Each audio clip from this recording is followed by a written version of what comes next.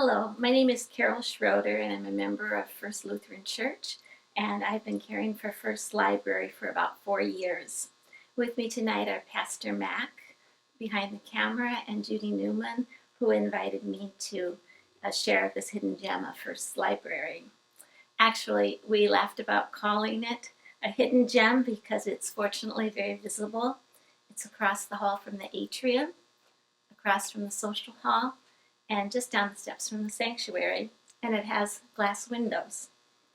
Once you step inside the door, the hidden gems can be found on the shelves. Our last 3 Wednesday reflections have featured hidden gems we might consider aids to worship.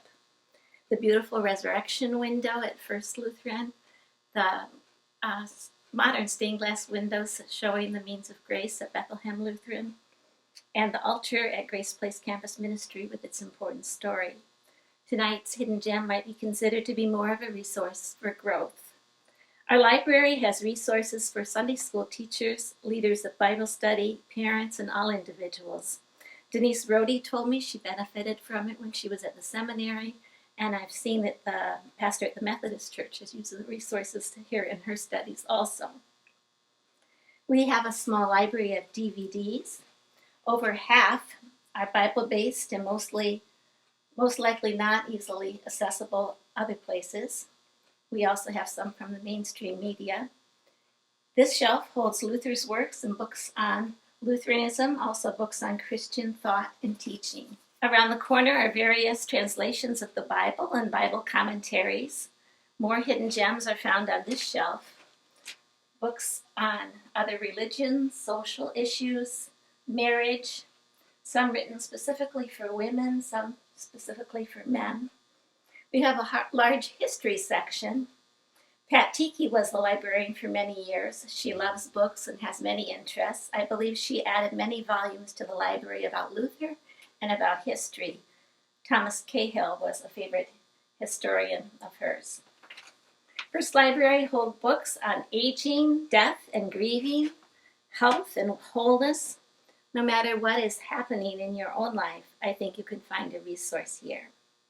There is a section on prayer and devotions, and a large shelf devoted to spirituality and inspiration. There's a fairly new book called Holy Envy, Finding God in the Faith of Others, and you'll find a collection of chicken soup books if you're looking for a gentle read. Last fall, I attended a conference in Wheaton for church librarians. I was excited to hear the keynote speakers, Dave and Netta Jackson, Christian authors from Chicago, whose series, The Yada Yada Prayer Group, was about a group of diverse women in Rogers Park.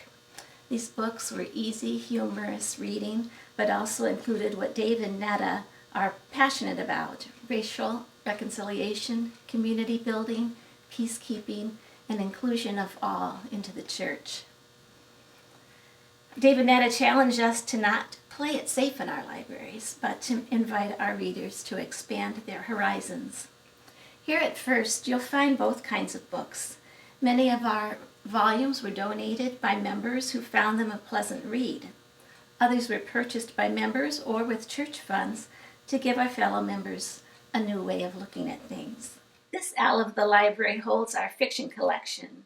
Here you'll find historical fiction by Lynn Austin, a Christian author from Chicago, Sharon Gerlar Brown's Sensible Shoes books about friendship between women learning new spiritual practices, Jan Karen's Mitford series, books from Nicholas Sparks to Walt Wangerin. One series that's very popular with our readers is Alexander McCall Smith's #1 Ladies Detective Agency. We have a section on parenting and family.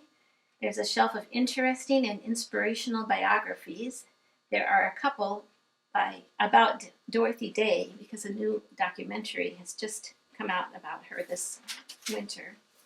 We have books for young children on Bible stories and prayer, and there are some beautiful hardcover books with faith messages for children and parents or grandparents to read together. Here is one on creation, and another on the value of a little girl. A story on refugees' perspective, just for some examples.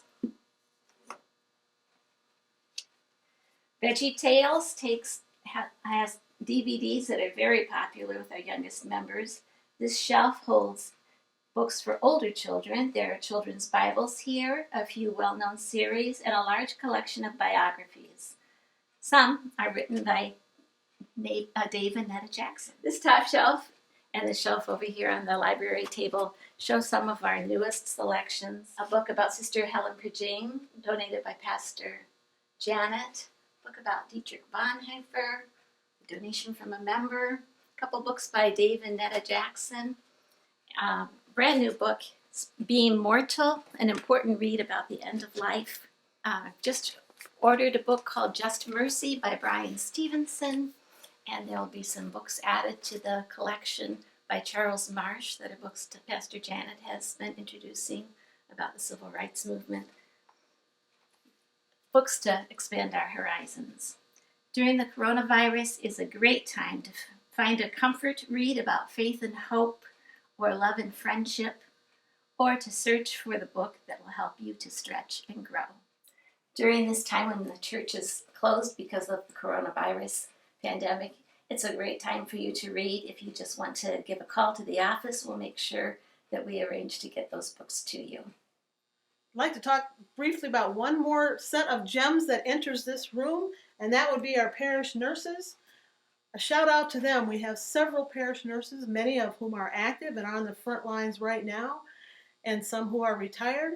Twice a month they do free blood pressure screenings, many times in this room.